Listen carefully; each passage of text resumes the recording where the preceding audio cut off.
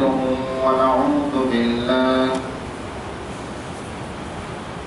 ونعوذ بالله من شرور أنفسنا ومن سيئات أعمالنا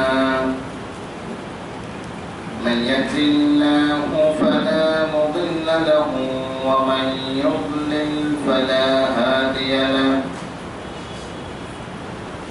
ونشهد أن لا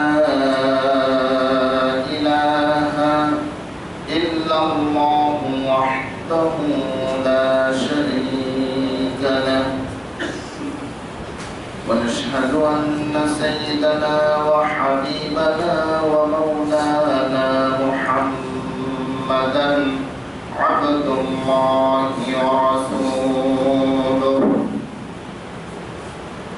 أرسله الله تعالى لكافة الناس بشيرا ونذيرا وداعيا إلى الله بإذنه وسراجا وقمرا منيرا فقد قال الله تعالى في كلامه المجيد وفرقانه الحميد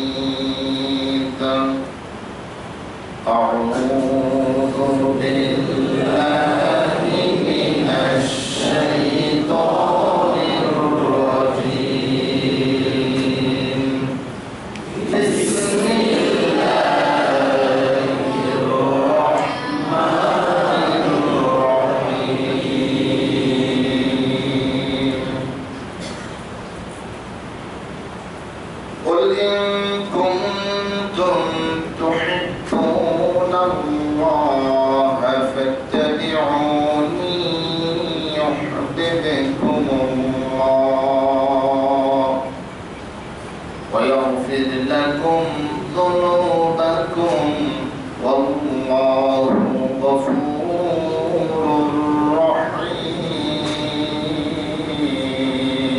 رحيم وقال تعالى يا أيها الذين آمنوا أطيعوا الله وأطيعوا الرسول وقال رسول الله صلى الله عليه وسلم والذي نفسي بيده لا يؤمن أحدكم حتى أكون أحب إليه من والده وولده والناس أجمعين رواه البخاري وقال تعالى في شأن حبيبه ومحبوبه إن الله وملائكته يصلون على النبي يا أيها الذين آمنوا صلوا عليه وسلموا تسليما اللهم صل على محمد وعلى آل محمد كما صليت على إبراهيم وعلى آل إبراهيم إنك حميد مجيد اللهم بارك على محمد وعلى آل محمد كما باركت على إبراهيم وعلى آل إبراهيم إنك حميد مجيد শুকর আদায় করছি আল্লাহ সুবহানাহু ওয়া তাআলা সর্বোচ্চ দরবারে যিনি আমাদেরকে আজ 30 অক্টোবর 14 কার্তিক 12 রবিউল আউয়াল আজকের দিনের সর্বশ্রেষ্ঠ ইবাদত সালাতুল জুমআ আদায় করার ইচ্ছে করে আল্লাহ রাব্বুল আলামিনের ঘরে সমবেত হওয়ার, উপস্থিত হওয়ার, আশা বসা, বলার, শোনার মানসিকতা, সুস্থতা, অনুকূলতা আল্লাহ রাব্বুল আলামিন মেহেরবানি করে আমাদেরকে নসিব করেছেন। আমরা তার শুকরিয়া আদায় করছি, আলহামদুলিল্লাহ। আজকে আমরা যে বিষয়ে আলোচনা শুনব সে বিষয়টি হচ্ছে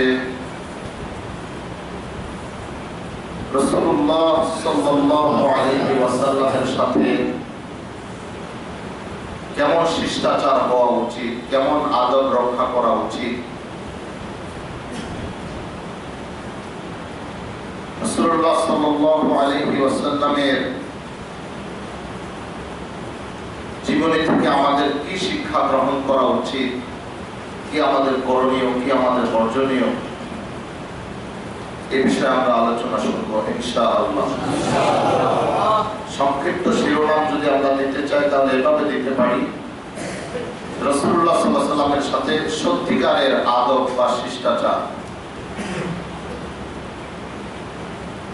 একথা সর্বজন স্বীকৃত, আল্লাহ তাআলা তিনি গোটা সৃষ্টি জগতের রব, তিনি রব্বুল আলামিন, তিনি স্রষ্টা, তিনি মালিক, তিনি লালন পালনকারী, তিনি অস্তিত্বে আনয়নকারী, আবার তিনি সবকিছুকে ধ্বংস করবেন, আবার তিনি যাকে যাকে ইচ্ছা, যা যা ইচ্ছা তিনি নতুন করে সৃষ্টি করবেন, পুনরুত্থান এবং জীবন দান করবেন। আল্লাহ সুবহানাহু ওয়া তাআলা হলেন রব্বুল আলামিন। তিনি তার হাবিবকে একটি গুণ দিলেন তার কালামে হাকিমের মধ্যে, আর সেটা হচ্ছে ওয়ামা আরসালনাকা ইল্লা রাহমাতাল লিল আলামিন। তাহলে আল্লাহ হলেন রব্বুল আলামিন, তার নবীকে বানালেন রাহমাতাল লিল আলামিন, গোটা পৃথিবীবাসীর জন্য করুণার প্রতীক, দয়ার প্রতীক। নবীজির দয়া শুধু মানুষের জন্য নয়, নবীজির দয়া পশু পাখির জন্য, নবীজির দয়া যে কোনো একটা প্রাণীর জন্য, নবীজির দয়া সমস্ত সৃষ্টির জন্য। তিনি সমস্ত সৃষ্টির নবী, তিনি শুধু মানুষের নেতা নন, তিনি ইমামুল মুত্তাকিন ওয়াল মুরসালিন। সুবহানাল্লাহ, সমস্ত নবীগণের নেতা।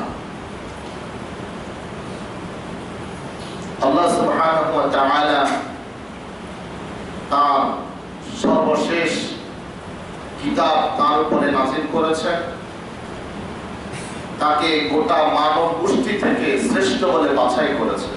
সুবহানাল্লাহ, সমস্ত সৃষ্টির মধ্যে সর্বশ্রেষ্ঠ মর্যাদা, সম্মান আল্লাহ তাআলা তার হাবিবকে দিয়েছেন। হাশরের ময়দান যেদিন কায়েম হবে, আল্লাহ তাআলা তার মুমিন বান্দাদেরকে, নবীগণকে, শহীদগণকে যে মর্যাদা দিবেন, সবার উপরে একটা মর্যাদার আসন থাকবে, এটার নাম মাকামে মাহমুদ। সেটা আল্লাহ তাআলা তার হাবিবকেই দান করবেন।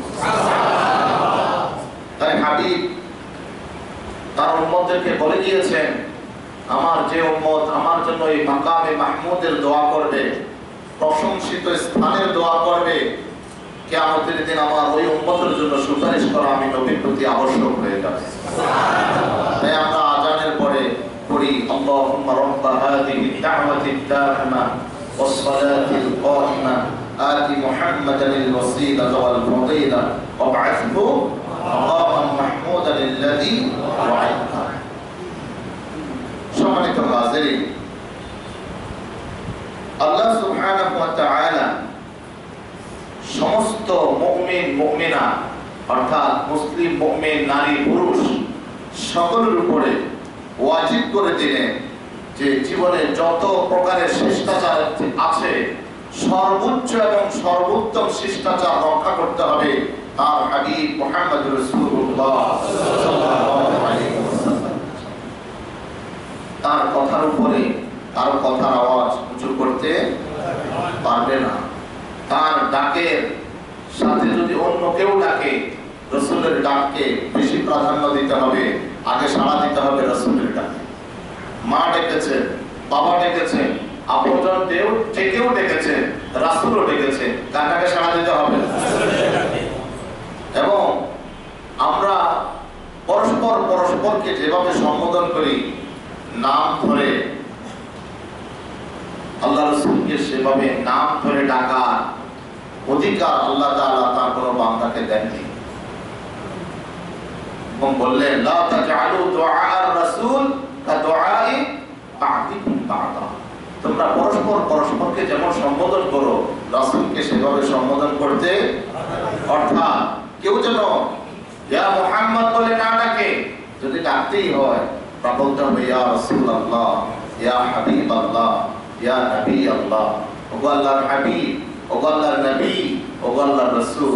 সাহাবায়ে কেরাম এভাবেই ডেকেছেন, সাহাবায়ে কেরাম এভাবেই ডেকেছেন। সাহাবায়ে কেরাম কেউ তাকে ইয়া মুহাম্মদ বলে ডাকতেন। সর্বোত্তম শিষ্টাচার সাহাবায়ে কেরাম তার নবীকে দেখিয়েছেন, তার নবীর সাথে শিষ্টাচার আদব রক্ষা করে চলেছেন। সম্মানিত হাজিরিন,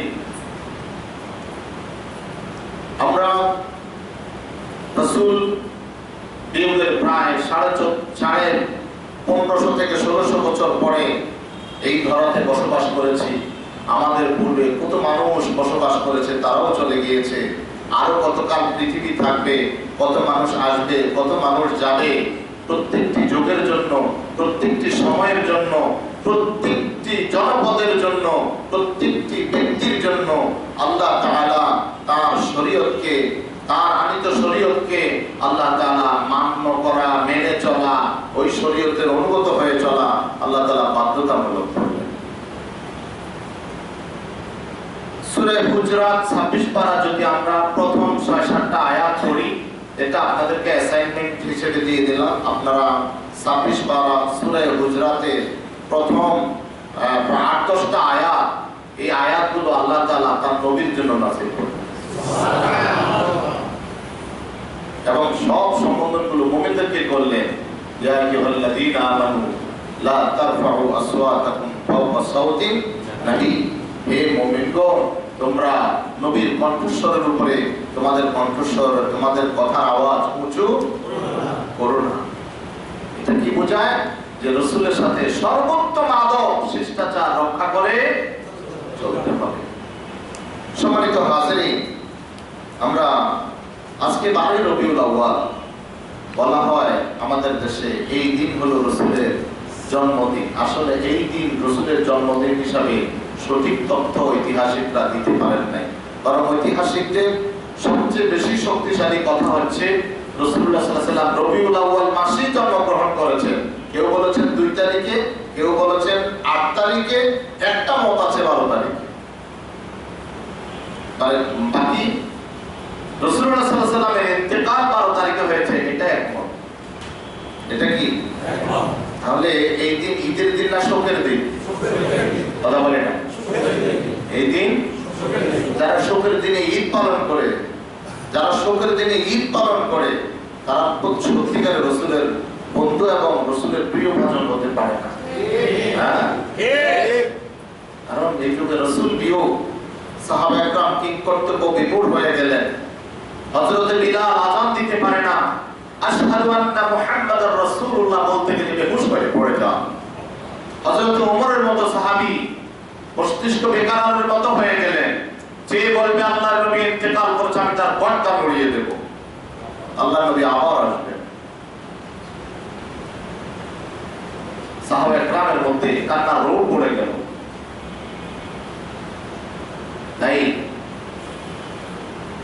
আমাদের জন্য কি করণীয়? এই রবিউল আউয়াল মাস, সিরাতের মাস, রাসূল আগমনের মাস, আমাদের জন্য রাসূলের ভালোবাসায় কি অবদান রাখা দরকার, কি আমাদের করণীয়, কি আমাদের বর্জনীয়, তার আনুগত্য করার যুক্তিকতা কতটুকু, তার নাফরমানি করার পরিণতি কি, এ সম্পর্কে জানা প্রত্যেক উম্মতের জন্য ফরজ। প্রত্যেক উম্মতের জন্য ফরজ। সম্মানিত উপস্থিতি, রাসূলুল্লাহ সাল্লাল্লাহু আলাইহি ওয়াসাল্লামের অবয়ব, রাসূলুল্লাহ সাল্লাল্লাহু আলাইহি ওয়াসাল্লামের সৌন্দর্যতা এগুলি বলার অপেক্ষা রাখে না। আল্লাহ তাআলা তার নবীকে যেমন সর্দার বানিয়েছেন, তার সব কিছু গোটা মানব গোষ্ঠী থেকে আলাদা করেছেন। আমি একটা বর্ণনা দিয়ে আমার মূল আলোচনা শুরু করব। রাসূলের সৌন্দর্যতা, রং, রূপ কেমন ছিল। হযরত জাবির বিন সামুরা রাদিয়াল্লাহু তাআলা আনহু তিনি একটি হাদিস বর্ণনা করেন। শামাইলে তিরমিজির ভিতরে হাদিসটি বর্ণিত রয়েছে। রাসূলুল্লাহ সাল্লাল্লাহু আলাইহি ওয়াসাল্লামকে তিনি যেভাবে নিবৃত্ত করেছেন, তিনি বলেন, রাআইতু রাসূলুল্লাহি সাল্লাল্লাহু আলাইহি ওয়াসাল্লাম ফি লাইলাতি ইদহিয়ান ওয়া আলাইহি হুল্লাতুন হামরা ফাজআলতু আনজুরু ইলাইহি ওয়া ইলাল কমারি ফালাহু ইনদি আহসানু মিনাল কমারি। রাওয়াহু শামাইল তিরমিজি। তিনি বলেন, আমি একবার জ্যোৎস্না রাতে, জ্যোৎস্না রাত কোনটাকে বলে? পূর্ণিমার রজনী। আমি একবার জ্যোৎস্না রাতে রাসূলুল্লাহ সাল্লাল্লাহু আলাইহি ওয়াসাল্লামকে দেখতে পেয়েছিলাম।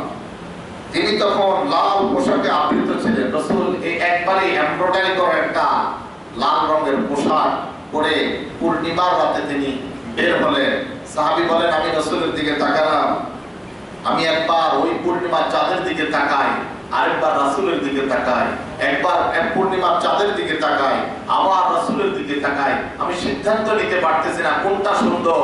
বারবার তাকানোর পরে আমি এই সিদ্ধান্তে উপনীত হলাম, পূর্ণিমার চাঁদের চেয়ে আমার নবী অনেক সুন্দর। সুবহানাল্লাহ। সম্মানিত হাজিরিন, তিনি সুন্দর। তার কাছে নাজিল হয়েছে যে শরীয়ত, এই শরীয়ত সব শরীয়তের চেয়ে সুন্দর। তিনি সর্বোত্তম। তার কাছে যে শরীয়ত এসেছে সেটা সর্বোত্তম। তার প্রত্যেকটি কথা সর্বোত্তম, তার প্রত্যেকটি উপদেশ সর্বোত্তম, তার প্রত্যেকটি নিষিদ্ধ কাজ থেকে বিরত থাকা উম্মতের প্রতি একান্ত কর্তব্য। সম্মানিত হাজিরিন, আল্লাহ সুবহানাহু ওয়া তাআলা তার নবীর আনুগত্য করা, তার নবীর আনুগত্য করা প্রত্যেক উম্মত নারী পুরুষের জন্য আল্লাহ কি করেছেন? ফরজ করেছেন। আমরা কয়েকটি আয়াত কোট করব। এক নম্বর আয়াত হলো সূরা মুহাম্মাদের 33 নম্বর আয়াত। আল্লাহ তাআলা বলেন, ইয়া আইয়ুহাল্লাযীনা আমানু আতিউল্লাহা ওয়া আতিউর রাসূল। এই তোমরা যারা ঈমান এনেছো, সম্বোধন কাদেরকে করা হচ্ছে? আমরা কি? জোরে বলেন, আমরা কি? সন্দেহ আছে? এটা বুক ফুলাইয়া বলতে হবে, আমি মুমিন, আমি মুসলমান। এটা বুক ফুলাইয়া বলতে হবে। গর্ব করার বিষয় এটা। আমরা তো গর্ব করি, আমি মিয়া বংশের, আমি খান বংশের, আমি মোল্লা বংশের, আমি ভুইয়া বংশের, আমি রাজা বংশের, আমি মন্ত্রী পাড়ার, আমি এমপি পাড়ার, আমি এই, আমি সেই। আল্লাহ রাসূলের ভাষ্য মতে এগুলি গর্ব করার বিষয় নয়। গর্ব করার বিষয় একটা, আমি মুমিন কিনা, আমি মুসলমান কিনা। কবি ইকবাল বলছেন, তুম সৈয়দ भी हो मिर्जा भी हो अफगान भी हो ये बताओ कि तुम मुसलमान भी हो। বলতে পারো সৈয়দ তুমি, মির্জা তুমি, পাঠান তুমি, কিন্তু কি হে বলতে পারো খাঁটি মুসলমান কি তুমি? গর্ব করার বিষয়, আমি একজন কি? মুসলমান, আমি একজন মুমিন। এবং আমাকে যথাসাধ্য চেষ্টা করতে হবে ইসলামের পথে চলার জন্য, ঈমানের পথে, এবং ঈমানের পথে চলে যেন আমার মৃত্যুটা হয়। ঈমানের পথে অবিচল থেকে আমার মরণ যেন হয়। বলেন আমিন।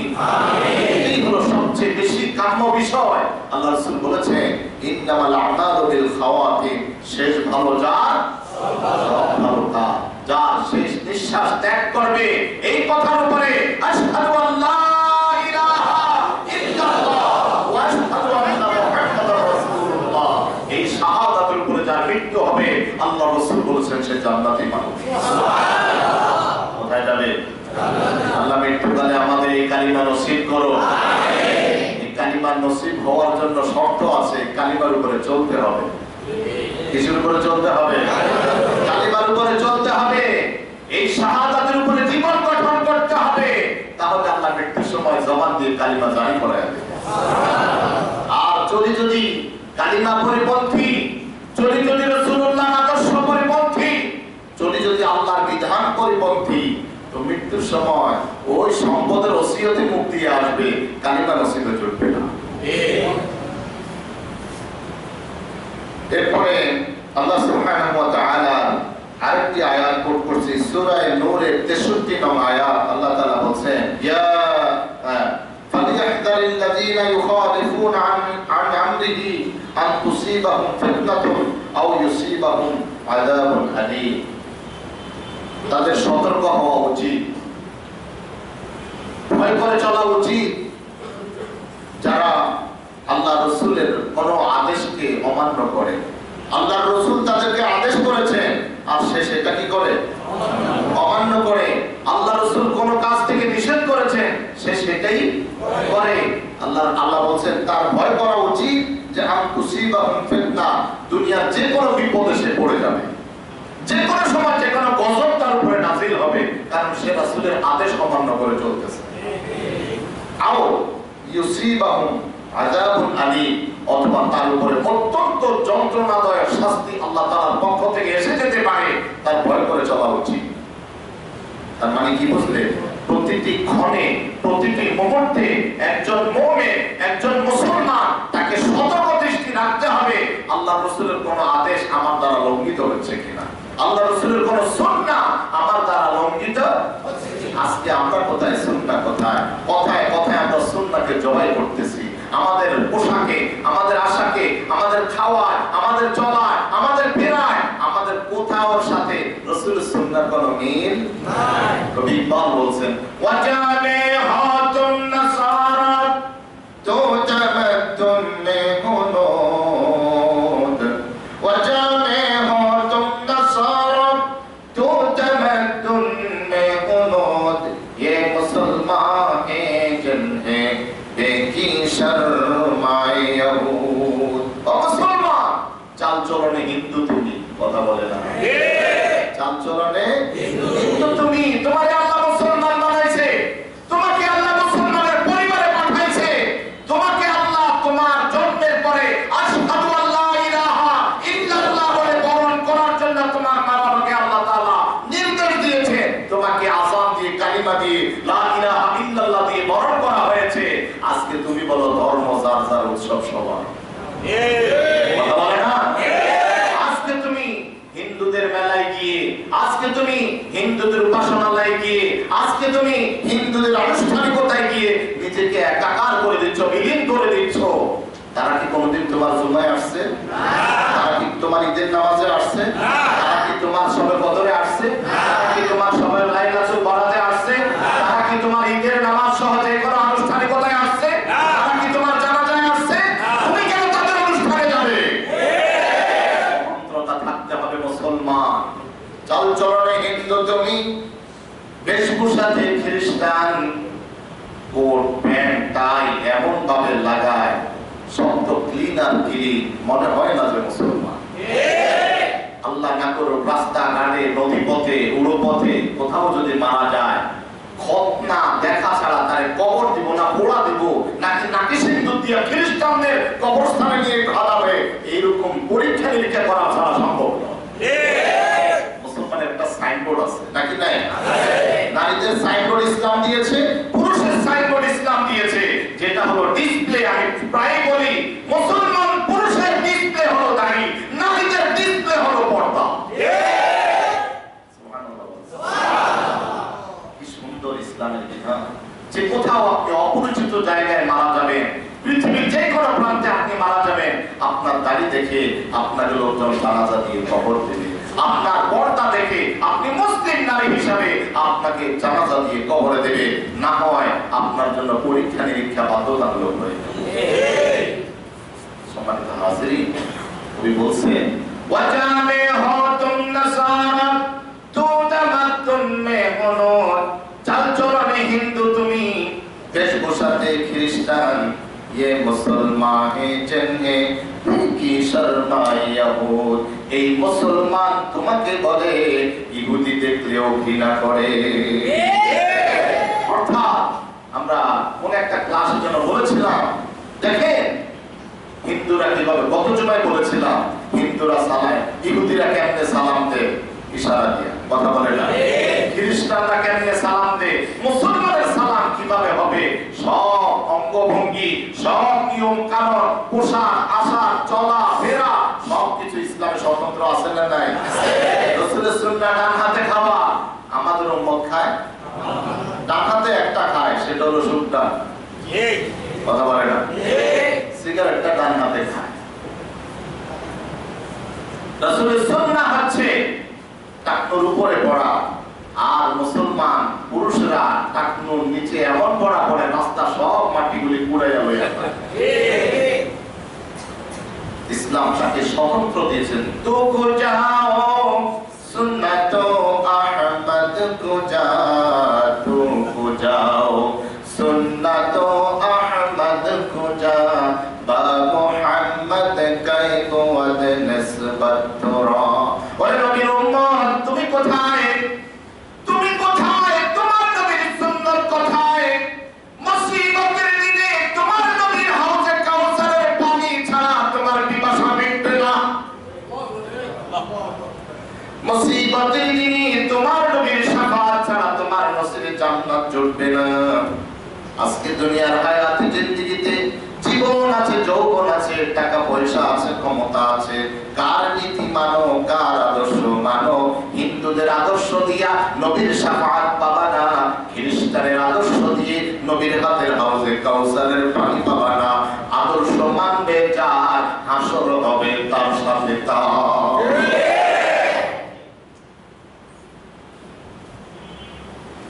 নবীর আনুগত্য, অনুকরণ, অনুসরণ আল্লাহ কিয়ামত পর্যন্ত প্রত্যেক নবী, প্রত্যেক উম্মতের জন্য কি করে দিয়েছেন?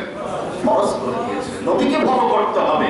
তোমার জীবনে একজনকে ফলো করবা, তোমার চুলের কাটিংয়ে, তোমার দাড়ি, তোমার জামা, তোমার ড্রেস, তোমার চলাফেরা, খাওয়া দাওয়া, বিবাহ শাদী, সন্তান লালন পালন, বিচার আচার, রাজনীতি, অর্থনীতি, সমাজনীতি, সব নীতি একজনকে ফলো করবা। এটা বাধ্যতামূলক ফলো। তিনি হলেন আখিরি পয়গম্বর মুহাম্মদুর রাসূলুল্লাহ। দলিল কি? দলিল হচ্ছে আল্লাহ পাকের কালাম। আল্লাহ তাআলা বলেন, লাকাদ কানা লাকুম ফি রাসূলিল্লাহি উসওয়াতুন হাসানাতুন লিমান কানা ইয়ারজুল্লাহা ওয়াল ইয়াওমাল আখির ওয়া যাকারাল্লাহা কাসীরা। যারা আল্লাহ সন্তুষ্টি চায়, আখিরাতের মুক্তি চায়, আমরা আল্লাহ সন্তুষ্টি চাই, আল্লাহ রাজি, সমস্ত সৃষ্টি তার উপরে রাজি। আল্লাহ নারাজ, সমস্ত সৃষ্টি তার উপরে নারাজ। আখিরাতে যদি আল্লাহর সন্তুষ্টি কামনা করো, আখিরাতে যদি আল্লাহর করুণা আশা করো, আখিরাতে যদি আল্লাহর সহজ হিসাব কামনা করো, আল্লাহ রাব্বুল আলামিন বলেন, আল্লাহকে যদি বেশি বেশি স্মরণ করতে চাও, তোমার জীবনে যদি আল্লাহ পেতে চাও, তাহলে অবশ্যই একজনকে মানবা। আল্লাহর রাসূলের 23 বছরের নবুয়তি জিন্দেগি ফলো করা তোমাদের উপরে আবশ্যক।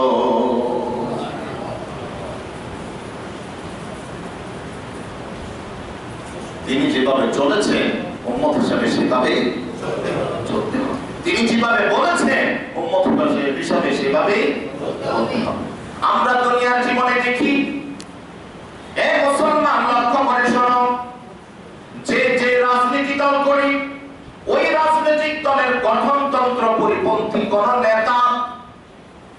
নেতা যদি, কোন কর্মী যদি ওই রাজনীতিও করে, আরেক দলের কর্মসূচিতেও যায়, কথা বলছেন, এক পার্টির কর্মসূচি আছে, এটা এই কর্মসূচিতে অংশগ্রহণ করেছে, আরেক পার্টির কর্মসূচি হলো সে সেখানেও অংশগ্রহণ করেছে, এখন তাকে দোনো দলের কোনো দলে বিশ্বাস করবে না, কথা বলে না। দিল বান্দা কালিমা চোর না পায় ঘর। তাকে কেউ বিশ্বাস করবে না, কারণ সে নারকেল তরকারি এ দলেও যায় সে দলেও যায়, সে কোথাও বিশ্বাসের পাত্র হবে না। তোমাকে আল্লাহ গ্রহণ করবে না, তোমাকে নবীও গ্রহণ করবে না, তুমি মসজিদেও আসবা মন্দিরেও যাবা। বুঝলেন কথা?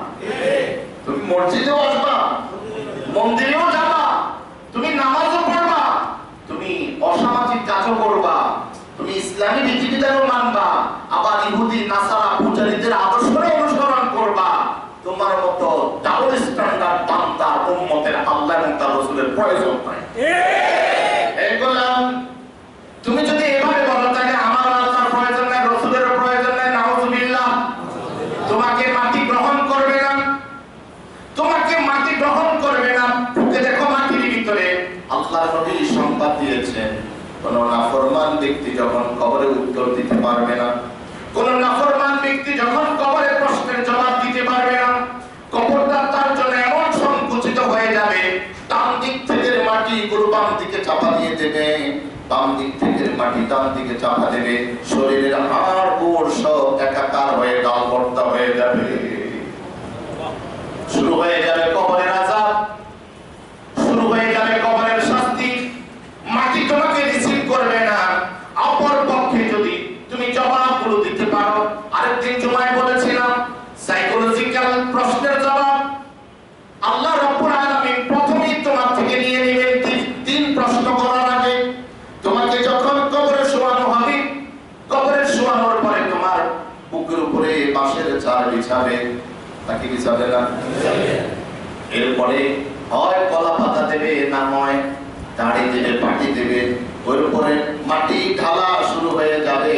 শোয়ানোর সময় বলবে বিসমিল্লাহি ওয়া আলা মিল্লাতি রাসূলিল্লাহ, মাটি ঢালা শুরু হয়ে যাবে আর বলবে মিনহা খলাকনাকুম ওয়া ফিহা নুঈদুকুম ওয়া মিনহা নুখরিজুকুম তারাতান উখরা। মাটি ঢালতে থাকবে, মাটি চাপা দিয়ে আত্মীয় স্বজন চলে যাওয়া শুরু করবে, এখনো যাওয়ার পায়ের আওয়াজ শোনা যায়। এমন সময় আল্লাহ রাব্বুল আলামিন তার দেহে তার রূহটাকে পাঠাইয়া দিবেন, মোচড় দিবে। এজন্য কবরে শোয়াইয়া মুখের পানটা খুলে দেন, কথা বলেন, মোচড় দিবে, তাকে বসানো হবে। বসানোর সাথে সাথে চির অপরিচিত দুইজন ফেরেশতা আসবে, মুনকার ওয়া নাকির। মুনকার নাকির আসবে, শুরু হয়ে যাবে প্রশ্ন। এমন সময় সে যখন জাগবে তার কাছে মনে হবে আমি দুপুরে ভাত খেয়ে ঘুমাইছি, আসরের ওয়াক্ত শেষ, সূর্য ডুবে যাচ্ছে। তার কাছে সময়টা এমন হবে সূর্য ডুবে যাচ্ছে। এমন সময় মুনকার নাকির প্রশ্ন করবে, মান রব্বুক, তোমার রব কে? আর ওই লোকটা দিনদার পরহেজগার নামাজি আল্লাহওয়ালা, সে তখন বলবে থামো ভাই, প্রশ্ন করে আমার আসরের নামাজের ওয়াক্ত যায়, আগে নামাজ পড়ে নেই। একটা প্রশ্নের জবাব এসে গেল, বান্দার নামাজি কিনা। নামাজি হলে ওই সময় তার নামাজের দৃশ্য প্রয়োজন হবে। মুমিন হিসেবে যখন তাকে জানানো হবে না এখন আর নামাজ নাই, তুমি তো মরে গিয়েছো, এখন তুমি কবরে, তুমি প্রশ্নের উত্তর দাও, মান রব্বুক। সেই লোকটা নামাজের জন্য পেরেশান। নামাজ কার জন্য? কার জন্য? সারা জীবন পড়েছে ইন্না সলাতি ওয়া নুসুকি ওয়া মাহইয়ায়া ওয়া মামাতি লিল্লাহি রাব্বিল আলামিন। আমার জীবন, আমার মরণ, আমার নামাজ, আমার কুরবানি কেবলমাত্র আমার আল্লাহর জন্য। যেই লোকটা আল্লাহর জন্য নামাজ নিয়ে পেরেশান, ওই লোকটা আল্লাহ সম্পর্কে উত্তর, সে ইংলিশ ভাষী হোক, সে তার্কিশ ভাষী হোক, সে চাইনা ভাষী হোক, সে মালি ভাষী হোক, যে কোনো ভাষী হোক, তার জবান থেকে আল্লাহ জারি করাবেন রব্বি আল্লাহ, আমার রব আল্লাহ। ভাইরা বাবারা, মুসলমান হিসেবে যদি মরতে পারি, ঈমান নিয়ে যদি মরতে পারি, আল্লাহর রাসূল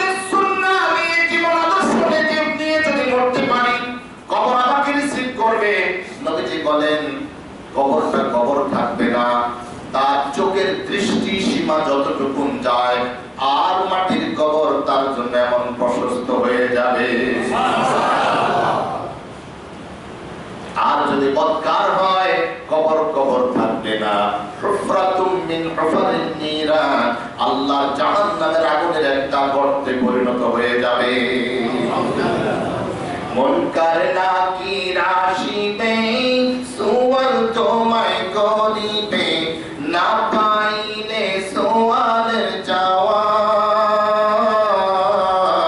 শুরু হবে কবরের আযাব। কঠিন হবে সেদিন তোমার না থাকিলে নেকি, ওই কবরে যেতে হবে, রইবে না কোনো।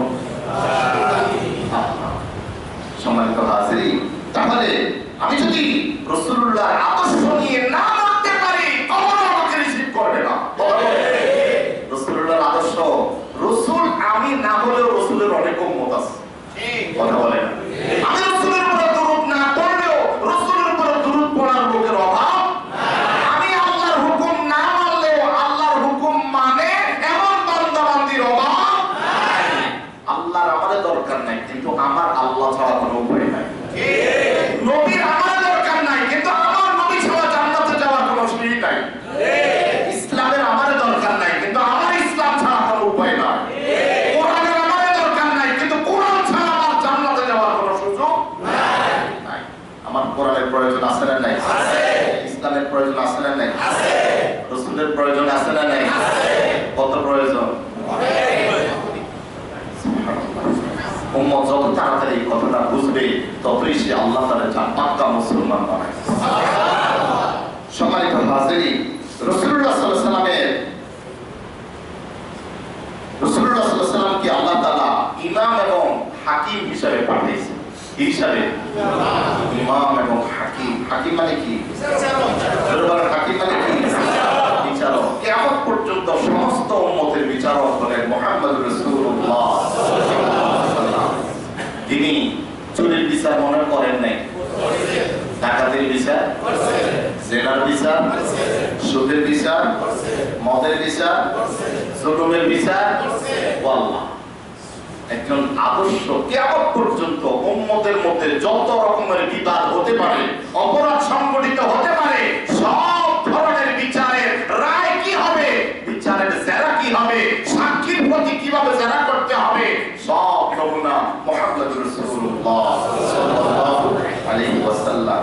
আল্লাহ তাআলা বলছে সূরা নিসা 105 নম্বর আয়াত, আল্লাহ বলছে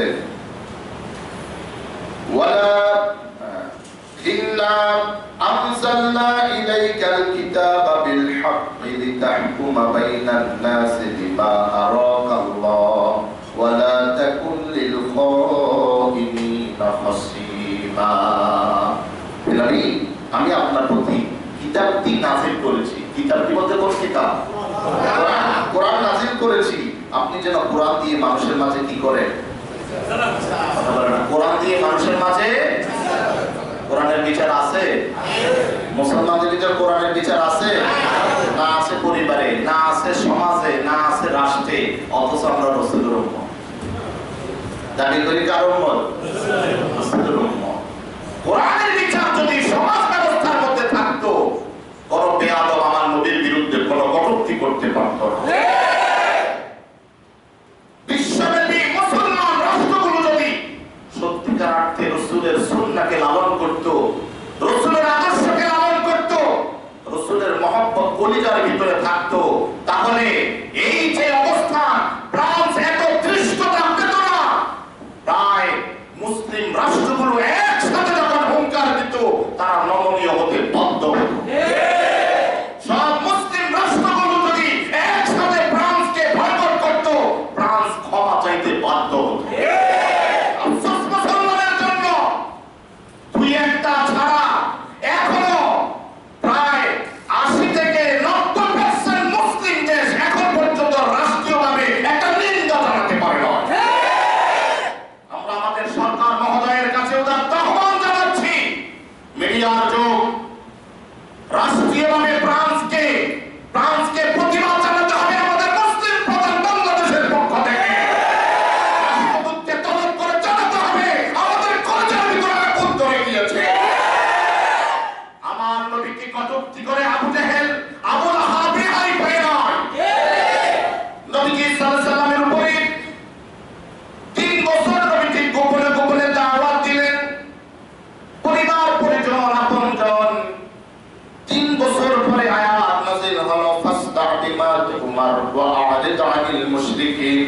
ওগো নবী, যেই দায়িত্ব আমি আপনাকে দিয়েছি, যেই দায়িত্ব আমি আপনাকে দিয়েছি, কি দায়িত্ব দিয়েছেন? প্রশ্ন করছি, কি দায়িত্ব দিয়েছেন? ইয়া আইয়ুহার রাসূলু বাল্লিগ মা উনজিলা ইলাইক। হে নবী, আমি আপনার কাছে যে কিতাব নাযিল করেছি, এই কিতাব আপনি মানুষের কাছে প্রচার করেন। কি করেন? প্রচার করেন। আপনাকে যে দায়িত্ব দিয়েছি প্রচার করার দায়িত্ব, ঈমানের দাওয়াত, ইসলামের দাওয়াত, আল্লাহর বিধানের দাওয়াত এতদিন গোপনে গোপনে দিয়েছেন, এখন প্রকাশ্যে দেন। কিভাবে? প্রকাশ্যে দেন। ইসলামের কথা প্রকাশ্যে বলেন, ঈমানের কথা প্রকাশ্যে বলেন, দ্বীনের কথা প্রকাশ্যে বলেন। তখন রাসূল সাল্লাল্লাহু আলাইহি ওয়াসাল্লাম সহ মাত্র ৮-১০ জন মাত্র মুসলমান, আর গোটা সমাজ ব্যবস্থাটা হলো শিরক, মুশরিক। গোটা সমাজ ব্যবস্থা মুশরিক।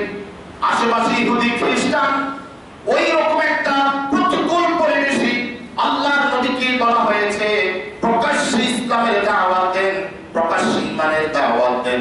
আফসোস আমাদের জন্য, আজকে আমাদের আশেপাশে সংখ্যাগরিষ্ঠ মুসলমান হওয়া সত্ত্বেও ইসলামের কথা, কোরআনের কথা, আল্লাহর কথা, রাসূলের কথা প্রকাশ্যে মুখ ফুলাইয়া বলা যায় না।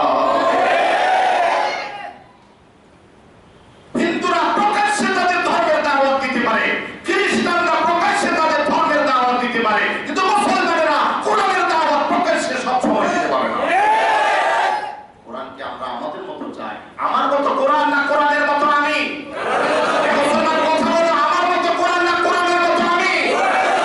আমার মতো ইসলাম না ইসলামের মতো আমি? আমার মতো সুন্নাত না সুন্নাতের মতো করে আমি?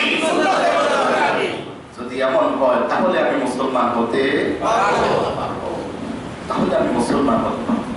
নবীজি এই সংবাদ এবং এই নির্দেশ প্রাপ্ত হয়ে সাফা পাহাড়ে দাঁড়ালেন।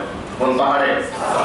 এই জন্য সাই আগে, সাফা মারওয়া সাই করার সময় শুরু করতে হবে কোনটা দিয়া? সফা দিয়া। কারণ আল্লাহ শুরু করছেন ইন্না সফা ওয়াল মারওয়াতা, সফা ডাইনে মারওয়া বামে, ইন্না সফা ওয়াল মারওয়াতা মিন শাআইরিল্লাহ। সুবহানাল্লাহ। সাফা মারওয়া আল্লাহর দুটো নিদর্শনের পাহাড়, দুইটা নিদর্শনের। নবীজি সাফা পাহাড়ে দাঁড়ালেন।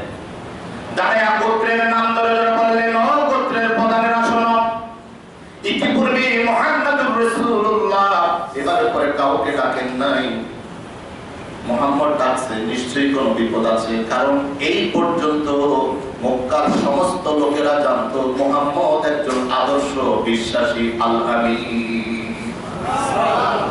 কারোর সাথে আমানতের খেয়ানত করেন নাই, কাউকে ঠকান নাই, কারোর সাথে বিশ্বাসঘাতকতা করেন নাই, কাউকে মানেন নাই, ভালমন্দ করেন নাই, কারোর সম্পদ আত্মসাৎ করেন নাই।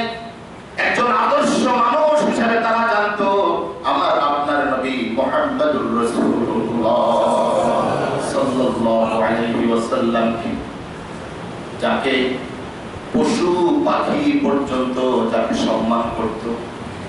তিনি তখন নবী নয়, মাত্র ছোট, এখনো কিশোর বয়সের। চাচার সাথে সিরিয়ায় যায়, চাচার সাথে সিরিয়ায় যায়, আবার খাদিজার সম্পদ ব্যবসায়িক পণ্য লইয়া সিরিয়ার দিকে যায়। আর ওই একজন খাদেম নিযুক্ত ছিল তার জন্য। খাদেম এসে বর্ণনা করে, আমি দেখতে পেলাম মুহাম্মদ যেই রাস্তা দিয়া যায়, মেঘ মুহাম্মদকে ছায়া দিয়ে যায়। কোন গাছপালার পাশ দিয়ে যদি যায়, গাছের ঢালগুলো নুয়ে মুহাম্মদকে সাল্লাল্লাহু আলাইহি ওয়াসাল্লামকে সম্মান করে। সব গোত্রের লোকেরা সমবেত হয়ে গেল সাফা পাহাড়ের পাদদেশে। যারা যেতে পারে নাই প্রতিনিধি পাঠিয়ে দিল। আল্লাহর নবী সবাইকে লক্ষ্য করে বললেন, ও উপস্থিত জনতা, আমি যদি তোমাদেরকে বলি এই পাহাড়ের পাদদেশে তোমাদের একদল শত্রু সৈন্য সমবেত হয়েছে তোমাদের উপরে আক্রমণ করার জন্য, তোমরা কি আমার কথা বিশ্বাস করবে? মক্কার কুরাইশরা তখন এক বাক্যে বলেছিল, অবশ্যই বিশ্বাস করব, মুহাম্মদ জীবনে কোনোদিন তুমি মিথ্যা বলো নাই। এবার নবী দাওয়াত পেশ করলেন, তাহলে শোনো, আমি তোমাদেরকে দাওয়াত দিচ্ছি, ইয়া কওমি ইবুদুল্লাহ মা লাকুম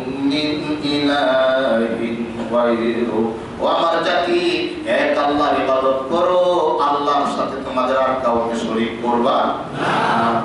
আর আমাকে নবী মানো, আমার আল্লাহ রাব্বুল আলামিন আমাকে রাসূল হিসেবে তোমাদের কাছে প্রেরণ করেছেন। তারা এই দাওয়াত শোনার জন্য প্রস্তুত ছিল না। এই দাওয়াত শুনলে পরে একজনেও তার কথায় সাড়া দিল না, কিন্তু বেয়াদবিও করে নাই। যার যার মতো শুনে চলে গিয়েছে, কেউ তার দাওয়াত গ্রহণ করে নাই। একজন ব্যক্তি ধৃষ্টতা দেখিয়েছে, অত্যন্ত প্রভাব দেখিয়েছে, আমার নবীর সামনে আঙ্গুল নাড়ায়া নাড়ায়া বলে, তাব্বাল্লাকা ইয়া মুহাম্মদ আলিহাযা জামাআতানা, মুহাম্মদ তোর ধ্বংস হোক, এই জন্যই কি তুই আমাদেরকে এখানে সমবেত করেছিস। ওরে আল্লাহর বান্দারা শোনো, ওই প্রতিবাদ নবী করতে পারেন নাই, নবী সহ্য করে নিয়েছেন, কিন্তু আরশে আজিমের মালিক যিনি তাকে রাসূল বানিয়ে পাঠিয়েছেন, তিনি সহ্য করেন নাই, তিনি তাৎক্ষণিক গজবের সূরা নাযিল করে দিয়েছেন। তাব্বাত ইয়াদা আবি লাহাবিন ওয়া তাব, মা আগনা আনহু মালুহু ওয়া মা কাসাব। আবু লাহাব যেই হাত আমার নবীর সামনে নাড়ালো, আবু লাহাবের উভয় হাত ধ্বংস হয়ে যায়। অল্প সময়ের মধ্যে আবু লাহাবের ধ্বংস নেমে এসেছে। অত্যন্ত খুব শোচনীয় ভাবে, খুব লাঞ্ছিত হয়ে দুনিয়া থেকে বিদায় নিয়েছে। আল্লাহর নবী এক লোক বাম হাতে খায়, আল্লাহর নবী বললেন ডান হাতে খাও, আমি ডান হাতে খাইতে পারি না, ধৃষ্টতা দেখিয়েছে। আল্লাহ রাসূল তার জন্য বললেন তুমি যেন না পারো। দিশে এসেছে লোকটা মরণ পর্যন্ত ডান হাত মুখ পর্যন্ত উঠাতে পারে নাই। আল্লাহর নবীর সাথে বেয়াদবি করে আবু লাহাব নিষ্কৃতি পায় নাই। আল্লাহর নবীর সাথে বেয়াদবি করে ইহুদি জাতি নিষ্কৃতি পায় নাই। আল্লাহর নবীর সাথে বেয়াদবি করে কেউ নিষ্কৃতি পায় নাই। আজকে যেখানে আল্লাহর নবীকে নিয়ে, আল্লাহর নবীর কোন সুন্নাহ নিয়ে, আদর্শ নিয়ে যে যারা দৃষ্টতা দেখাবে, ব্যঙ্গাত্মকমূলক কারণ সামাবে, আল্লাহর গজব তাদের উপরে নাযিল হবে হবে হবে হবে।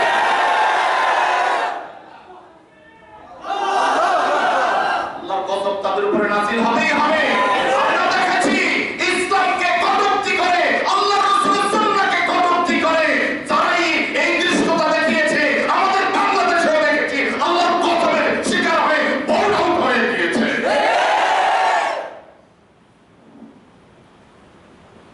আমার নবী আমাদের কাছে আমাদের জীবনের চেয়ে শ্রেষ্ঠ। আমাদের নবী আমাদের কাছে আমাদের জীবনের চেয়ে বেশি মায়াবী, বেশি আপন। আমাদের জীবন তুচ্ছ আল্লাহর নবীর সামনে, আমাদের সন্তান সন্ততি তুচ্ছ আমাদের নবীর সামনে। আমাদের নবীর সম্মান, মর্যাদা, নবীর ভালোবাসা কেমন দেখিয়েছে মদিনার একজন আনসার মহিলা। আমি এই কথাটা বলে আলোচনা শেষের দিকে যাচ্ছি। তোমরা কোথায়, আমরা কোথায়? উহুদের যুদ্ধ, প্রথম দিকে মুসলমানরা সুন্দরভাবে যুদ্ধ করে যাচ্ছে। মুসলমানদের সামনে মক্কার কুরাইশরা টিকতে পারতেছে না, পলায়ন শুরু করে দিয়েছে। অনেকেই পালিয়ে গিয়েছে, তাদের সম্পদ যা কিছু ছিল, ঘোড়া, তীর, বল্লম, তাদের পাত্র সব ফেলে পালাচ্ছে। মুসলমানরা মনে করেছিল যুদ্ধ শেষ, গনিমতের মাল কুড়ানো শুরু করেছে। আল্লাহর নবী 50 জন তীরন্দাজকে একটি উহুদের গিরি গুহা, এখনো যারা যাবেন উহুদের মাঠে আরতে, ওই গিরি গুহা এখনো ইতিহাসের শান হিসাবে রয়েছে। আল্লাহর নবী আহত হওয়ার পরে যে পাহাড়ে উঠেছে, ওই পাহাড় এখনো ইতিহাস হিসাবে সাক্ষী হয়ে আছে। নবী প্রেমিক কোন সাহাবী যখন উহুদে যায়, চোখের পানি না রেখে সে আসতে পারে না। এই বুঝি ওই নবী, এই বুঝি ওই জায়গা, যেই জায়গার মধ্যে আমার নবীর সন্তান শহীদ হয়েছে। এই বুঝি ওই জায়গা, যেই জায়গা চুষে খেয়েছে, যেই জায়গার বালুগুলি আমার নবীর রক্ত। নবীজি ওই তো 50 জনকে তারপরে আসলেন, জয় হোক পরাজয় হোক এই জায়গা ছাড়বা না। যুদ্ধ যখন মুসলমানদের অনুকূলে থাকলো, সাহাবায়ে কেরাম গনিমতের মাল পোড়াচ্ছে, কুরাইশরা পালাইয়া দিয়েছে, তার সামনে টিকতে পারে নাই। ওই 50 জনের 40 জনই গনিমতের মাল পোড়ানোর জন্য রাসূলের নির্দেশটা অমান্য করে ফেলেছে। যুদ্ধের মোড় ঘুরে গেল হযরত খালিদ বিন ওয়ালিদ রাদিয়াল্লাহু আনহু, তখন তিনি মুসলমান। হন নাই। তিনি সুচতুর, ইসলামের আগেও কোন যুদ্ধে পরাজিত হন নাই, ইসলাম গ্রহণ করার পরেও কোন যুদ্ধে পরাজিত হয় নাই। আল্লাহ রাসূল যাকে উপাধি দিয়েছেন সাইফুল্লাহ, আল্লাহর তরবারি, খালেদ সাইফুল্লাহ, খালেদ আল্লাহর তরবারি। পিছনের দিক থেকে আক্রমণ করে ওই দর্শনকে পটপট শহীদ করে দিলেন, চাপিয়ে পড়লেন মুসলমানদের উপরে। মুসলমানদের পরপর 70 জন সাহাবী অল্প সময়ের ব্যবধানে শহীদ হয়ে গেলেন। আল্লাহর নবী আহত হয়ে গেলেন। বৃষ্টির মতো তীর আসতেছে, বৃষ্টির মতো তীর আসতেছে। নবীজি একটা গর্তের ভিতরে পড়ে গেলেন, কাত হয়ে গেলেন। ইতিমধ্যে পাথরের আঘাতে, তীরের আঘাত, পাথরের আঘাতে তিনি আহত হয়ে গেলেন। ঠোঁটের উপরে পাথর পড়লো, দাঁত ভেঙে গেল, ঠোঁট কাটা গেল। দুই পাহাড়ের দুই চোয়ালের ভিতরে পড়লো, আর লৌহ বর্ম ভেদ করে লৌহ বর্মের আংটাটা ভিতরে ঢুকে গেল চোয়ালের ভিতরে। নবীজি আহত, ব্যথায় যন্ত্রণায় কাতরাচ্ছে, রক্ত ঝরতে ঝরতে দুর্বল হয়ে গিয়েছে, চেহারা রক্তাক্ত, নবীকে চেনা যায় না। হঠাৎ খোঁজাখুঁজি হয়ে গেল, আল্লাহর নবীকে দেখা যায় না। হযরত মুসআব ইবনে উমাইর রাদিয়াল্লাহু আনহু শহীদ হয়ে গেলেন। তার চেহারা নবীর মতো, গুজব ছড়িয়ে গেল, কত কুতিলা মুহাম্মদ। ও উহুদের, ও মদিনার সাহাবীরা, আল্লাহর রাসূলের সাহাবীরা, আল্লাহর নবী উহুদের ময়দানে শহীদ হয়ে গিয়েছে। হযরত আনাস ইবনে মালিক রাদিয়াল্লাহু তাআলা, হযরত আবু সাঈদ খুদরি রাদিয়াল্লাহু তাআলা আনহুর পিতা মালিক রাদিয়াল্লাহু আনহু দেখতে পেলেন আল্লাহর নবীর রক্তগুলো উহুদের মাটি চুষে চুষে খাচ্ছে। সাহাবী চিৎকার দিলেন, কার রক্ত খাচ্ছে? উহুদের মাটি। আমি উহুদের মাটিকে আল্লাহর নবীর রক্ত খেতে দেব না। এই বলে জিহ্বা বের করে আল্লাহর নবীর রক্তগুলো চেটে চেটে খাওয়া শুরু করে দিয়েছে। ও উম্মতেরা, তারাও ছিল নবী প্রেমিক, আমরাও নবী প্রেমিক। আল্লাহর নবীর নজর পড়ে গেল। নবীজি বললেন, মালিক রে, আমার রক্ত পান করলি না নিজের জন্য আল্লাহর জাহান্নামকে হারাম করে দিলি? যার রক্তের সাথে আমি নবীর রক্ত মিশে যাবে, তার জন্য আল্লাহর জাহান্নামের আগুন হারাম হয়ে যাবে। মদিনায় এক আনসারী সাহাবিয়া মদিনার গলিতে গলিতে অল্প সময়ের ভিতরে প্রচার হয়ে গেল। ও মদিনার নারীরা, পুরুষেরা, ছোট ছোট বাচ্চারা, শুনে রাখো, আল্লাহর নবী নাই, আল্লাহর নবী উহুদের ময়দানে শহীদ। মহিলা দৌড়াচ্ছে পাগলিনীর মতো। মদিনা থেকে প্রায় 10-12 কিলোমিটার উহুদের মাঠ। পাগলিনীর মতো দৌড়াচ্ছে। হঠাৎ একজনে দেখা, ও মহিলা, চিনতে পারলো, কোথায় যাও? উহুদে যাই। বলছে, কি হবে? তোমার যে দুইটা কলিজার টুকরা সন্তান উহুদের ময়দানে শহীদ হয়ে গিয়েছে। মহিলা বলতেছে, আমার দুই সন্তান যদি শহীদ হয়ে যায়, কিয়ামতের মুসিবতের দিনে শহীদের মা হিসাবে গর্ব করব। আবার আগাচ্ছি, আবার সংবাদ পেল তোমার স্বামী শহীদ হয়েছে। মহিলা চলতেছে, শুধু একটা খবর দাও, আল্লাহর নবী কেমন আছে? মহিলা আবার আগাচ্ছে, তোমার বাবা শহীদ হয়েছে। মহিলা আবার আগাচ্ছে, তোমার ভাই শহীদ হয়েছে। মহিলা আবার আগাচ্ছে, তোমার স্বামী শহীদ হয়েছে। আল্লাহর নবীর ওই সাহাবিয়া, তার মধ্যে স্ত্রী হিসাবে স্বামীর মায়া বিলুপ্ত হয়ে গিয়েছে, বাবার মায়া বিলুপ্ত হয়ে গিয়েছে, সন্তানের মায়া বিলুপ্ত হয়ে গিয়েছে, ভাইয়ের মায়া বিলুপ্ত হয়ে গিয়েছে, আদর করা নারী কাটা কলিজার টুকরা সন্তানের মায়া বিলুপ্ত হয়ে গিয়েছে। একটা মায়ার জোয়ার উঠেছে, মুহাম্মদুর রাসূলুল্লাহ। আমার একটা সংবাদ দাও, উহুদের ময়দানে শুনেছি আল্লাহর নবী শহীদ হয়ে গিয়েছে। আসলে বলো, আল্লাহর নবী উহুদে কেমন আছে? মহিলা পাগলের মতো উহুদে গেল, যায়া সাহাবায়ে কেরামের ভিড়। ইতিমধ্যে সাহাবীরা নবীজিকে চিনতে পারলো। দুজনে তার হাত ধরে উপরে একটা পাহাড়ের উপরে নিয়ে বসালো। আর মহিলা এসে বললেন, আল্লাহর নবী বেঁচে আছেন কিনা? মহিলা, সুসংবাদ, আল্লাহর নবী বেঁচে আছে। আমার একটু দেখতে দাও, আমি একটু নবীজির চেহারাটা একবার দেখতে চাই। মহিলা ভেদ করে সামনে আগাচ্ছি, আল্লাহর নবীর চেহারা দেখার জন্য সেখানে গেল। সালাম দিয়ে পরিচয় দিয়ে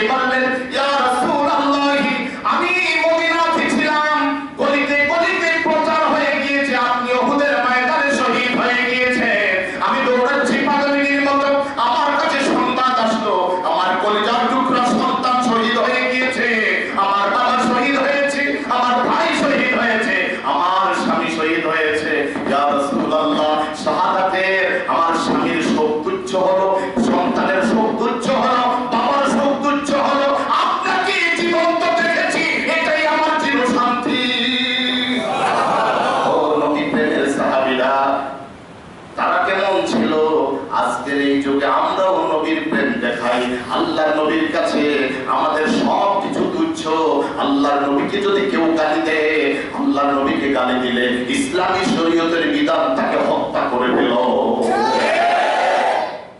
কেউ যদি আল্লাহর নবীকে গালি দেয়, ইসলামী শরীয়তের বিধান তাকে হত্যা করে দিল। মুসলমান, তোমরা জানো না? তোমরা দেখো, শিখো না তোমাদের নবীর মর্যাদা কেমন। ইতিহাস পড়ো, রবিউল আউয়ালের জন্য তোমরা মিছিল করো না।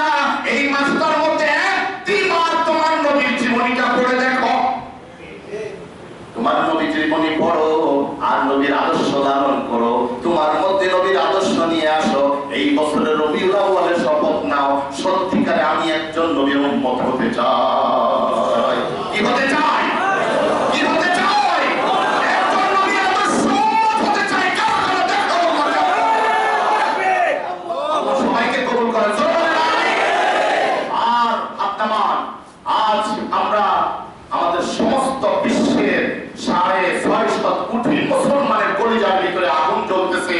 আমার নবীকে ব্যঙ্গ করে যে কার্টুন ছাপানো হয়েছে, আমরা ফ্রান্সের প্রেসিডেন্টকে ক্ষমা আহ্বান জানাচ্ছি। না হয় আমরা মুসলমানেরা, আমাদের যদি কিছু না থাকে, আমরা আল্লাহর কাছে বলবো, আল্লাহ, যেই ফ্রান্স রাষ্ট্রীয়ভাবে আমার নবীকে ব্যঙ্গচিত্রের নাটক প্রচার করতেছে, আল্লাহ তুমি ওই মাটিকে মুসলমানদের জন্য করে দাও। ফ্রান্সকে খণ্ড বিখণ্ড করে দাও। তাদেরকে যদি হেদায়েত নসিবে থাকে হেদায়েত দাও, না তো গজব দিয়ে ধ্বংস করে দাও। সম্মানিত উপস্থিতি, ফ্রান্স কেন, পৃথিবীর যে কোনো দেশে, পৃথিবীর যে কোনো প্রান্তে আমার নবীর মর্যাদাহানি হবে, আমরা মুসলমানরা সহ্য করতে পারবো না। প্রতিবাদ, এটা আমাদের ইমানি দায়িত্ব।